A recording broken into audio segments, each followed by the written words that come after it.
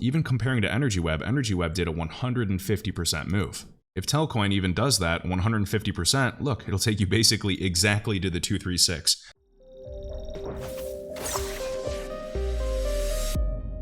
What's up guys, Cage here with another crypto update. So looking at the EWT chart, this is EnergyWeb token. They did recently get a special shout out from BlackRock, aka the leader of the world, even though they are quoted to say you will own nothing and be happy.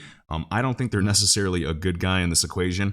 There's a lot of other rabbit holes you could go down, but if I talk about them, my channel will probably get banned. So we're just going to talk about EnergyWeb token. They are partnered with the XRP Ledger Foundation, a variety of others, the Polkadot ecosystem, and some very legitimate projects. Now, what I want to point out is we're looking at Ethereum Classic, QNT, Uniswap, a few others that got this big pop from the low. And other altcoins are just not doing anything. Some have just dumped again. It could be like similar to this move, and they are just ranging and stuck in this sideways range. XRP, Algo, still in the 30s. They haven't gotten up to 50 cents or even close. Now, what I want to point out is this, turning the lights on, we're still using the same fib, the swing high wick to wick on the daily, the March-April high to the low that was set in June. And what we can see is I added a vertical line. Now, we were talking about EWT when we were still down here around like $2.60, and here's a little proof right here. August 10th, file rose. These guys got the pop. Glimmer has yet to get the pop. So let's look at this chart. We talked about EnergyWeb, notice $2.62. Glimmer has not gotten the pop. If anything, it just fell down thanks to Bitcoin dropping. So we can see Filecoin got the pop to at least the 236, but then came back down. And we know that Rose got the pop, but then came back down. So on the conservative side, we are still seeing assets taking off and reaching the 236. And on the more bullish side, we're seeing assets like QNT, ETC, and a few others reaching up to the 702. Uniswap as well. And then one day later, we got EWT getting that pop from $2.62 to as high as $4.11, battling through these retracements, breaking out of this range. Now looking at the price today, we can see that thus far, we've gone as high as like $5.20. So even from $2.62, this bad boy has pumped roughly 100% or 99%. Now, I know some people say, oh, it's because this news dropped or this news dropped, and that is true, but I often do think that news is dropped at a very interesting time with the chart. I think that a lot of things are more connected than we think, and I think that there's a lot of weird, strange algorithms at play. Because we've been talking about the 200 MA being a point of confluence, you can see that this did hit it as resistance, came back down, and then went above. ETC did the same thing. That's what we were doing. We were looking at QNT and a variety of others. So, hit the 200 MA, this red line, came back down, and then powered through. Now we can see that we've actually made it well above the 236. So in this case, this was a really nice move, coming all the way up to the 618 thus far. And me personally, I'm still very much focused on alts that are still down here.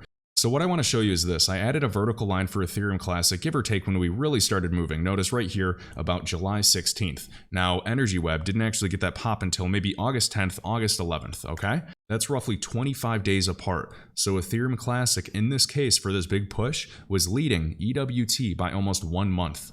You can see the Casper price chart. Also, the 200 MA is notorious for acting as resistance, even for ETH and Bitcoin. I can pull that up as well. And we still have not had any crazy break. I mean, it's great to see we broke out of this range, but with that recent Bitcoin dump, we came right back down. You can see the Bitcoin price chart right there. Look, 200 MA wick to perfection. I have these boxes up here because I'm still looking at previous zones. We have open gaps on the Bitcoin CME futures chart at $34,800 and about $28,000 per Bitcoin. Pulling up Ethereum, we can see the same thing, this acting as resistance. In another Fibonacci retracement drawn, we can see that we've at least made it up to the 382, similar to DAG or DAG. Meanwhile, a lot of the ISO tokens are still down here. The XRP price chart included, we can see the 200 MA, just like ETH, Bitcoin, and Casper, the 200 MA is acting as resistance. We have yet to have any serious break to the upside. So we notice that ETH got the push up to the 382 Fibonacci retracement. Does that mean in the weeks ahead, XRP can in fact get that move? For the Bitcoin price chart, we didn't make it up to the 382 like ETH, but notice we did in fact make it up to the 236. Right around 25K. Now Filecoin did this, Rose did this, a variety.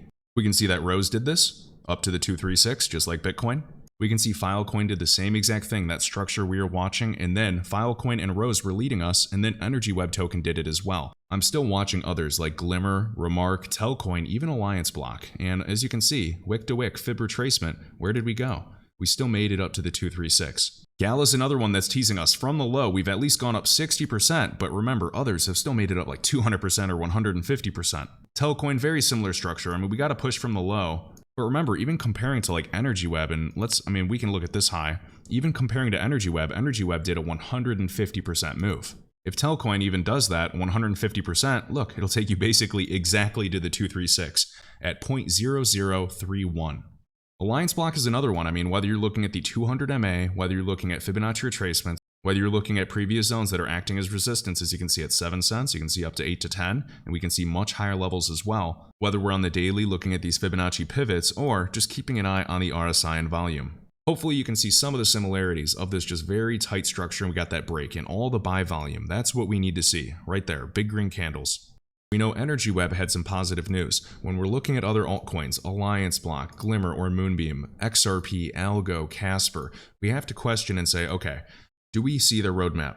Could there be any big news events, exchange listings, new partnerships, or anything that could serve as a catalyst? Next up, first staking for Casper at CSPR.live right here, one of the block explorers. We can see their APY is bumped up from 10% up to 11.9%. If anybody wants to stake Casper, you can type in on YouTube, Kevin Cage Casper staking. I made a tutorial and I don't think people are watching it because they keep asking the same question. It's about using your ledger. You can use your Ledger Nano on this website, CSPR.live. At the very end of the Casper staking tutorial I made, I also show you how to stake using your Ledger Nano.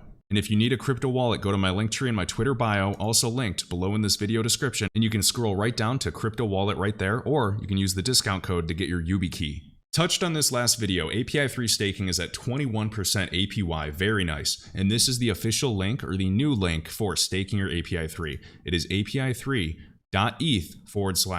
In that link I shared above, you're going to have to manually copy and paste it. This is per API3's Telegram group. They actually explain why they're using the new link. And as long as you have that with a crypto compatible web browser like Chrome, maybe you have MetaMask set up, or Brave, you should be good to go. Next up, shared by James Rule XRP, we can see the top trending assets being bought and sold on Uphold. We can see XRP at 89.7%, Casper at 83.5%, XDC at 81.6%, Cardano at 80%, and HBAR at 80%. Awesome. Now, speaking of potential catalysts, we have a new technical release and changelog for version 148 for Casper. So they're looking forward to a series of dApps taking full advantage of this. Hopefully you guys are still with me because this is awesome. So we've shared by Matt, increase in the number of big boy wallets, meaning anyone that has over 1 million XRP before and after the announcement of the lawsuit in December 2020. From his point of view, he can see post-lawsuit plunge, the climb has been steady, methodical, and relentless. Absolutely. As you can see, massive crash and a steady climb of those that hold the most XRP, just slowly but surely accumulating. Next up, this is huge for XRP. So Ripple put out this video, this update or this drop just a few weeks ago, and we can see support for sidechains to the XRP ledger is coming for custom functionality. We have many bridges on the way, including EVM sidechains to the Ethereum virtual machine, where you can essentially deploy smart contracts. We have connections now with the XRP ledger to ETH, and we'll be able to interact to other smart contracts and DEXs. And I believe that this is just the beginning. If we have a successful bridge to ETH, I can imagine we're going to have many more successful bridges, especially when you consider Flare networks, but even direct bridges between XRP, Algo, HBAR, Casper, you name it. Anderzel spot on. Step 1, Swift GPI. Step 2, the ISO 222 standard for messaging. That is not settlement. Step 3, settlements. Also, Crypto Eddie sharing this, so look at this infographic. We can see XRP is actually listed under the wholesale category compared to the regulated side, funny enough, and asset-backed. We can see that XRP is incredibly fungible as well. So right on R3's website, XRP falls into the wholesale category because even while XRP can be purchased by retail customers, only institutional customers can use RippleNet. Interesting. So Eddie says, open eyes, Ripple commits 1 billion XRP grants to advance XRP ledger development. This is retail.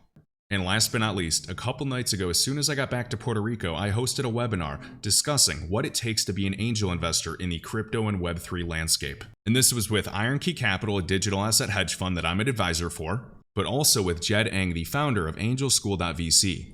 This gentleman built and ran the largest API marketplace in the world. So if you're a venture capitalist that wants to learn more about syndicates, angel investing opportunities, or IronKeyCapital, be sure to check this out. If you enjoyed this video, be sure to hit the like button, subscribe. All links can be found in my Linktree linked in the video description, and I will catch you in the next one.